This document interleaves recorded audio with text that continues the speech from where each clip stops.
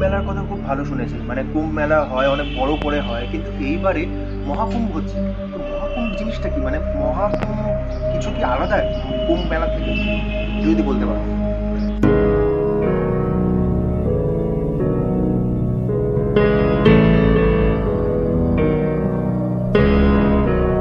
অবশ্যই দেখ, ব্যাপারটা কি বলতো, কুম্ভ আর মহাকুম্ভের মধ্যে অনেক ডিফারেন্স আছে।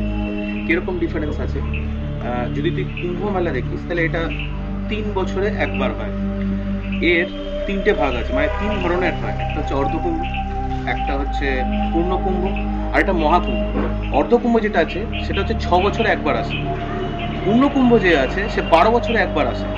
আর মহাকুম্ভের ব্যাপারটা হচ্ছে 12x12, মানে প্রত্যেক 12 বার পূর্ণ কুম্ভ হওয়ার পর তারপর একবার আসে। তো এইটা হচ্ছে সেই পূর্ণ কুম্ভ 12 বার আসার পর যে মহাকুম্ভ আসে সেইটা।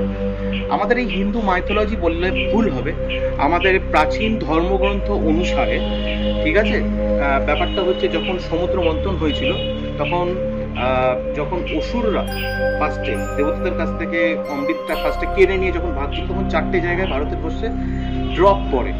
কিসের অমৃতের ড্রপ? কি কি সেই জায়গাগুলো? সেটা হচ্ছে নাসিক, উজ্জয়ন, হরিদ্বার আর হচ্ছে প্রয়াগরাজ। উত্তরপ্রদেশের প্রয়াগরাজে এইখানে 3 নদীর মিলনে যে অমৃতটা বইবে, 3 নদী কি কি আছে এখানে?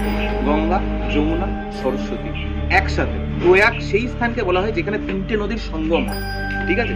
তাহলে এই সঙ্গম স্থলে এই ধরনের যে বাতাবরণে এত সুন্দরভাবে যে বইবে, তাতে যদি স্নান করা হয় তাহলে তুই ধর এই পৃথিবীর, যেটা অ্যাকচুয়ালি লোকে বলবে যে গাঁজাখুরি, যদি 1 লাখ বার পরিক্রম করিস তাহলে সেটার পিছনে যে পূর্ণটা তুই পাবি, সেটা তুই একটা স্নানে পেয়ে যাচ্ছিস।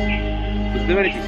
এর জন্য এত ভিড় হয় এবং এত সুন্দরভাবে মেলাটা বসে, ঠিক আছে? এই ধরনের ভিডিও আরো ভালো পেতে হলে আমাদের চ্যানেলকে লাইক, সাবস্ক্রাইব অবশ্যই করবেন। আমরা আরো এরকম তথ্য আপনাদের কাছে তুলে ধরবো।